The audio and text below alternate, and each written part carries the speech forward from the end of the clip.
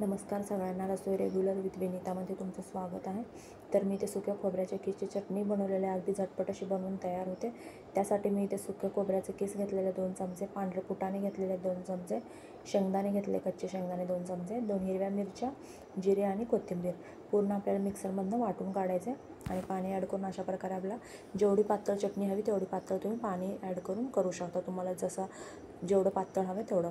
तर अशा प्रकारे मी पाणी ॲड करून पातळ अशी चटणी केलेली आहे. त्या चटणीला आता तडक्यासाठी मी इथे एक पातेलं ठेवलेलं आहे. त्यामध्ये 1 चमचा तेल ॲड करायचं. तेल छान गरम झाले की 1 चमचा मोहरी छान तडतडले की कढीपत्ता. तो तडका आता आपल्याला त्या चटणीमध्ये मिक्स करून घ्यायचा आहे आणि आता वरून चवीनुसार मीठ. अशा प्रकारे काही मिनटातच आपली चटणी बनवून तयार होते. तर ही चटणी आपण डोशासोबत म्हणा इडलीसोबत खाऊ शकतो. अगदी झटपट अशी बनवून तयार होते. तर तुम्हाला व्हिडिओ कसा वाटला? व्हिडिओ आवडला असेल तर व्हिडिओला लाईक करा आणि सबस्क्राईब करा. धन्यवाद.